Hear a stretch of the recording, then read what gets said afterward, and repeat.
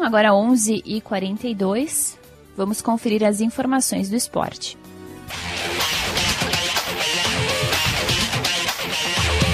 É hora de destacar Paixão Caju aqui no Chamada Geral e as informações chegam com o Marcelo Rocha. Bom dia, Juliana. Bom dia aos amigos da Gaúcha Serra.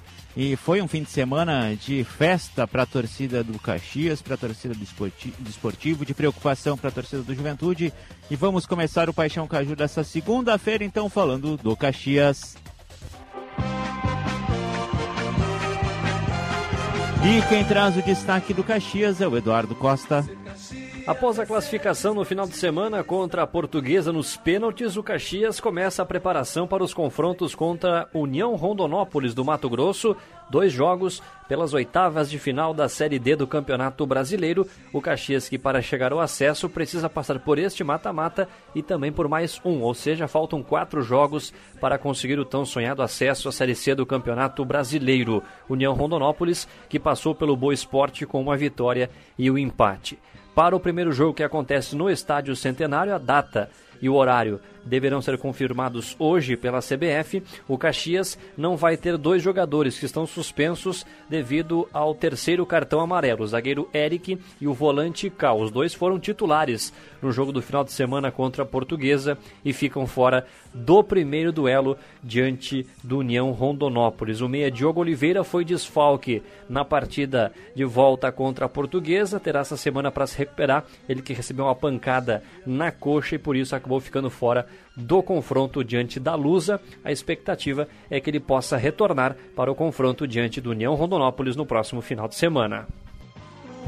Aí as informações da equipe do Caxias e o técnico Rafael Jacques comemorou a classificação da equipe após o confronto lá em São Paulo. Quero parabenizar o nosso grupo de jogadores que lutaram muito, né? Lutaram muito para classificar entre os 4, lutaram muito para classificar diante de um adversário fortíssimo, que joga quase 2 anos juntos, e tem uma estrutura e uma questão financeira também bem avantajada. Um dos candidatos ao acesso, sem dúvida nenhuma, que foi a Portuguesa, e os torcedores podem comemorar que nós conseguimos uma classificação muito importante.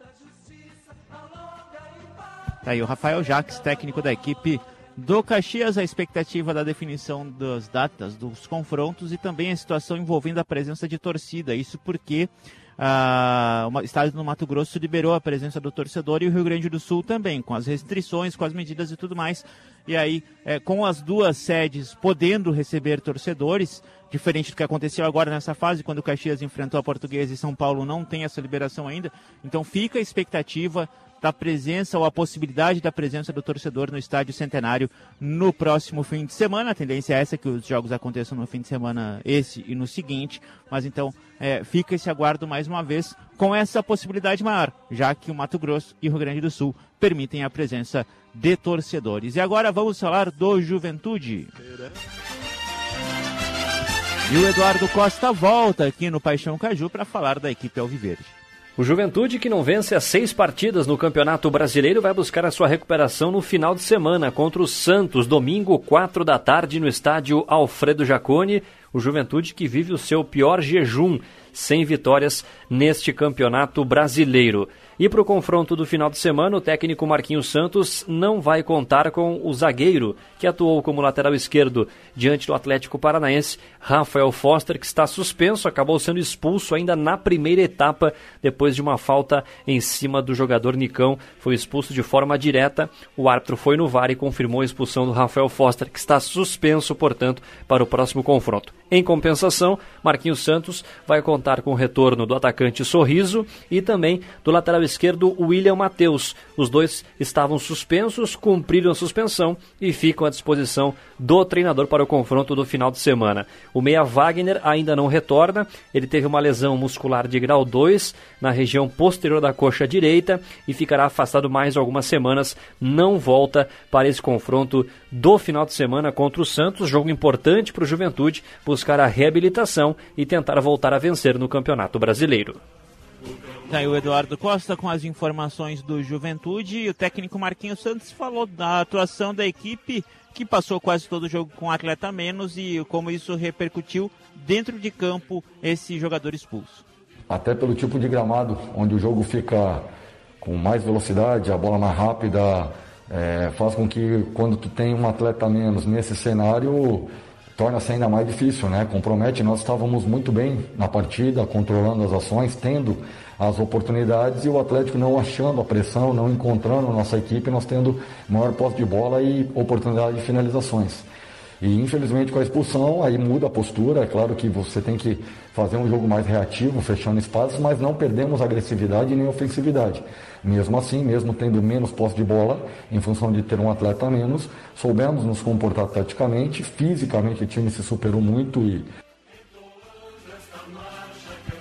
Tá aí o Marquinhos Santos, técnico da equipe do Juventude.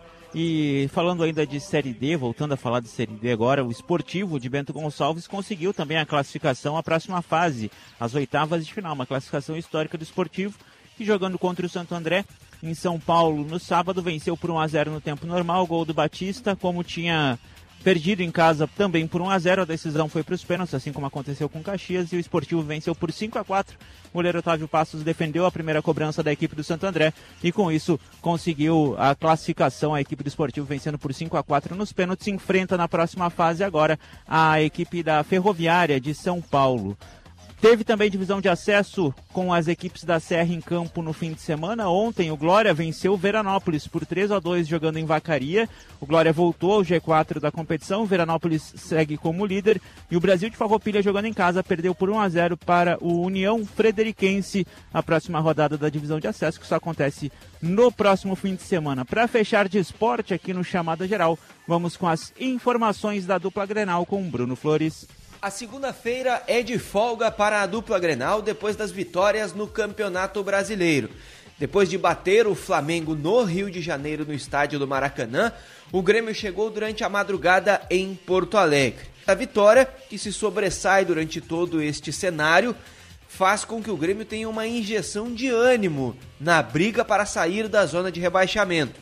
Ainda que os 3 pontos não tirem agora o tricolor do Z4, o Grêmio tem boas chances de sair na próxima rodada. O Internacional, por outro lado, valoriza também a sua vitória diante da equipe do Fortaleza e tem como próximo adversário o Bahia.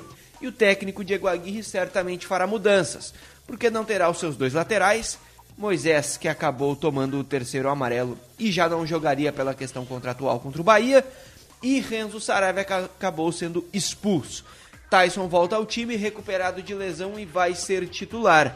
Com a dupla Grenal, Bruno Flores. Tá aí o Bruno Flores, fechando então os destaques de esporte dessa segunda-feira aqui no Chamada Geral. A partir das 8h10 tem o Show dos Esportes com Eduardo Costa e o Pedro Petrucci. O Paixão Caju volta amanhã aqui no Chamada. Tchau, tchau. Valeu, Marcelo Rocha, com as informações do Paixão Caju para New Glass, envidraçamentos para sacadas, conforto o ano todo. E os destaques da dupla Grenal para Papelbras, produtos para embalagens.